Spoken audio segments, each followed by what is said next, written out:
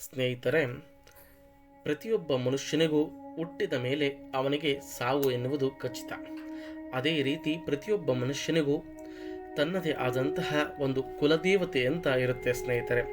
ಒಂದೊಂದು ಕುಲಕ್ಕೆ ಒಂದೊಂದು ದೇವರುಗಳನ್ನು ನಮ್ಮ ಹಿರಿಯರು ನೇಮಕ ಮಾಡಿದ್ದಾರೆ.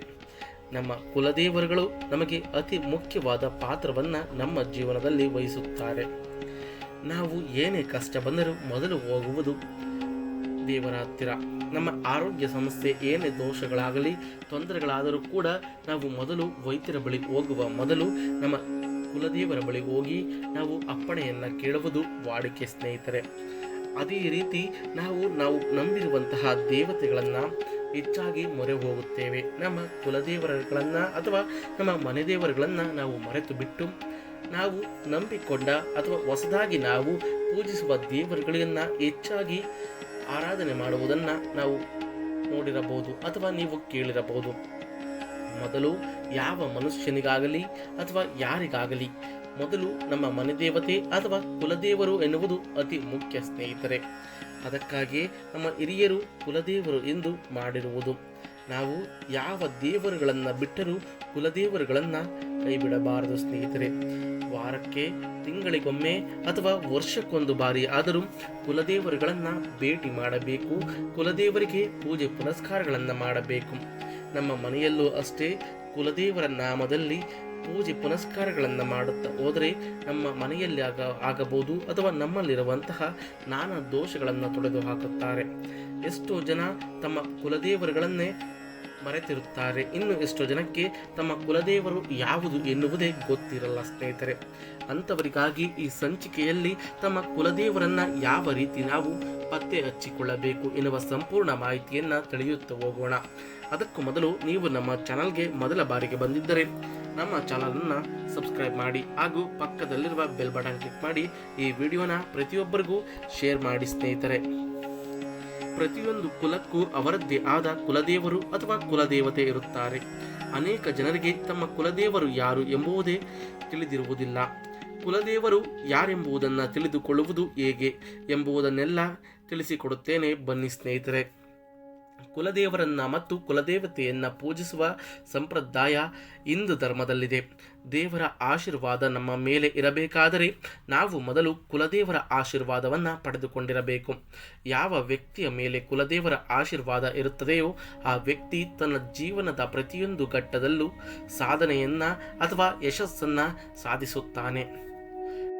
ನಾವು ಶುಭ ಕಾರ್ಯವನ್ನು ಪ್ರಾರಂಭಿಸುವ ಮುನ್ನ ಹೇಗೆ ದೇವರ ಆಶೀರ್ವಾದವನ್ನು ಕೋರುತ್ತೇವೆಯೋ ಹಾಗೆ ಕುಲದೇವರ ಆಶೀರ್ವಾದವನ್ನು ಕೋರುತ್ತೇವೆ. ಕುಲದೇವರಿಗೆ ಅಥವಾ ಕುಲದೇವತೆಗೆ ನಮ್ಮ ಮೇಲೆ ಕೋಪ ಉಂಟಾದಾಗ ದೇವರ ಆಶೀರ್ವಾದವು ಪ್ರಯೋಜನಕ್ಕೆ ಬರುವುದಿಲ್ಲ.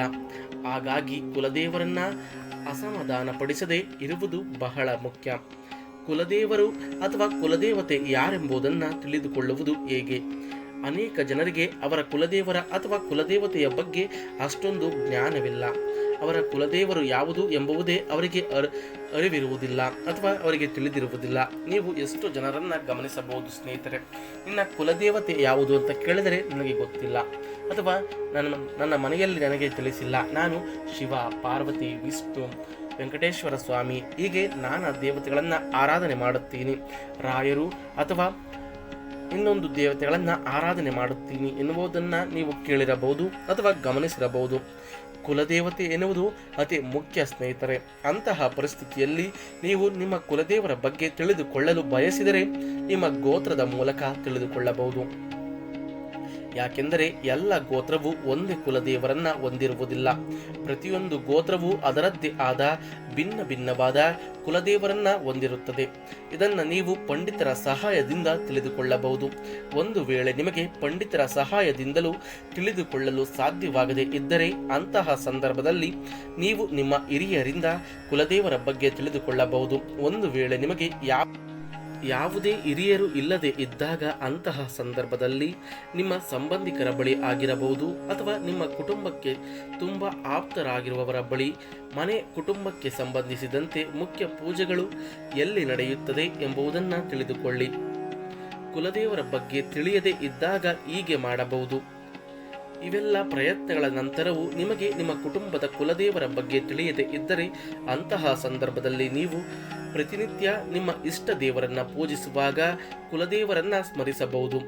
ದೇವರಿಗೆ ಹೂವನ್ನು ಅರ್ಪಿಸುವ ಸಮಯದಲ್ಲಿ ಕುಲದೇವರ ಹೆಸರಲ್ಲೂ ಒಂದು ಹೂವನ್ನು ಎತ್ತಿಡಬಹುದು. ತಿಳಿದೋ ಅಥವಾ ತಿಳಿಯದೆಯೋ ನಮ್ಮ ಕುಟುಂಬದವರು ತಪ್ಪುಗಳನ್ನು ಮಾಡಿರಬಹುದು, ಅಥವಾ ನಮಗೆ ನಮ್ಮ ಮನೆದೇವತೆಯನ್ನು ನಮ್ಮ ಪೂರ್ವಜರು ನಮಗೆ ತಿಳಿಸಿಲ್ಲ. ಆದ್ದರಿಂದ ನಮಗೆ ನಿಮ್ಮ ಹೆಸರಾಗಲಿ ಅಥವಾ ನಮ್ಮ ದೇವತೆಯಾಗಲಿ ತಿಳಿದಿಲ್ಲ. ನಾನು ಕುಲದೇವರು ಎಂದು ಆ ಹೆಸರಿನಲ್ಲೇ ನಾನು ಒಂದು ಪೂಜೆಯನ್ನು ಮಾಡುತ್ತಿದ್ದೀನಿ. ನೀವು ನನ್ನ ಕನಸಿನಲ್ಲಿ ಬಂದು ಗೋಚಾರ ಮಾಡಿ ಅಥವಾ ನನ್ನನ್ನು ಸಂತೃಪ್ತಿಯಿಂದ ಇರಲು ಆಶೀರ್ವಾದ ಮಾಡಿ ಎನ್ನುವ ರೀತಿ ನೀವು ಪೂಜೆ ಪುನಸ್ಕಾರಗಳನ್ನು ಕೂಡ ಮಾಡುತ್ತಾ ಹೋಗಬಹುದು. ಈ ರೀತಿ ದೇವರನ್ನ ಪೂಜಿಸುವ ಸಮಯದಲ್ಲಿ ಕುಲದೇವರನ್ನ ನೆನೆಯುವುದರಿಂದ ಕುಲದೇವರ ಆಶೀರ್ವಾದ ನಿಮಗೆ ದೊರೆಯುತ್ತದೆ. ಕುಲದೇವರು ನಿಮ್ಮ ಕುಲಕ್ಕೆ ಸಂಬಂಧಿಸಿದ ಎಲ್ಲ ಸಮಸ್ಯೆಗಳನ್ನು ಪರಿಹಾರ ಮಾಡುವವರು. ನಿಮಗೆ ನಿಮ್ಮ ಕುಲದೇವರ ಬಗ್ಗೆ ತಿಳಿಯದೆ ಇದ್ದಾಗ ಅವರ ಪೂಜೆಯನ್ನು ನಿಲ್ಲಿಸುವುದು, ಅವರನ್ನು ಸ್ಮರಿಸದೇ ಇರುವುದು ದೊಡ್ಡ ಪಾಪ ಕಾರ್ಯವಾಗಿದೆ. ಇಂತಹ ತಪ್ಪನ್ನು ಮಾಡುವುದರಿಂದ ಕುಲದೇವರ ಆಶೀರ್ವಾದ ನಿಮಗೆ ಸಿಗದೆ ಹೋಗಬಹುದು. ಹಾಗಾಗಿ ನಾವು ದೇವರನ್ನು ಪೂಜಿಸುವ ಸಮಯದಲ್ಲಿ ಕುಲದೇವರು ಗೊತ್ತಿಲ್ಲದೆ ಇದ್ದರೂ ನಾನು ಕುಲದೇವರ ಹೆಸರನ್ನು ಸ್ಮರಿಸುತ್ತಾ, ಅಂದರೆ ಕುಲದೇವರು ನನ್ನ ಮನೆದೇವರು, ನನ್ನ ಕುಲದೇವರು ಎನ್ನುವುದನ್ನೇ ಸ್ಮರಿಸುತ್ತಾ ಪೂಜೆ ಪುನಸ್ಕಾರಗಳನ್ನು ಮಾಡಬೇಕು. ಸ್ನೇಹಿತರೆ, ನೀವು ಯಾವುದೇ ಒಂದು ದೇವಾಲಯಕ್ಕೆ ಭೇಟಿ ಕೊಟ್ಟರೆ ಅಥವಾ ಯಾವುದೇ ಒಂದು ಪಂಡಿತರ ಬಳಿ ಭೇಟಿ ಕೊಟ್ಟರೆ ಮೊದಲು ಕೇಳುವುದೇ ನಿಮ್ಮ ಕುಲದೇವತೆ, ಕುಲದೇವರು ಯಾವುದು ಎಂದೇ. ಆನಂತರ ನಿಮ್ಮ ಯಾವುದೇ ಪ್ರಶ್ನೆಗಳಿರಬಹುದು ಅಥವಾ ಯಾವುದೇ ಶುಭ ಕಾರ್ಯಗಳನ್ನು ಮಾಡುವಾಗಲೂ ಕುಲದೇವರ ಹೆಸರು ತುಂಬ ಮುಖ್ಯ ಆಗುತ್ತದೆ. ಅಂತಹ ಕುಲದೇವರನ್ನು ನಾವು ಯಾವುದೇ ಕಾರಣಕ್ಕೂ ಕೈ ಬಿಡಬಾರದು ಸ್ನೇಹಿತರೆ. ಹಾಗಾಗಿ ಕುಲದೇವರನ್ನ ಸ್ಮರಿಸುವುದು ತುಂಬನೇ ಮುಖ್ಯವಾಗಿರುತ್ತದೆ.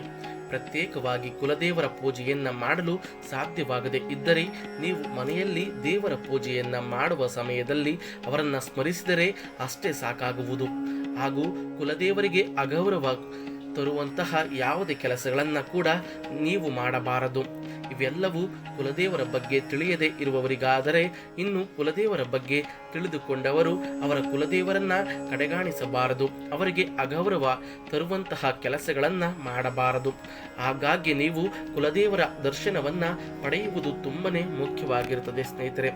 ಯಾರಿಗೆಲ್ಲ ನಿಮ್ಮ ಕುಲದೇವತೆ ತಿಳಿದಿದೆ ಅಂಥವರು ಒಂದು ತಿಂಗಳಿಗೊಮ್ಮೆ, ವಾರಕ್ಕೊಮ್ಮೆ, ಸಾಧ್ಯವಾದರೆ ವರ್ಷಕ್ಕೊಂದು ಸಾರಿಯಾದರೂ ಕುಲದೇವರನ್ನ ಭೇಟಿ ಮಾಡಿ ಬನ್ನಿ. ಏಕೆಂದರೆ ನಾವು ಯಾವುದೇ ದೇವತೆಗಳನ್ನು ನಂಬಿದರೂ ಕುಲದೇವರನ್ನ ಕೈ ಬಿಡಬಾರದು.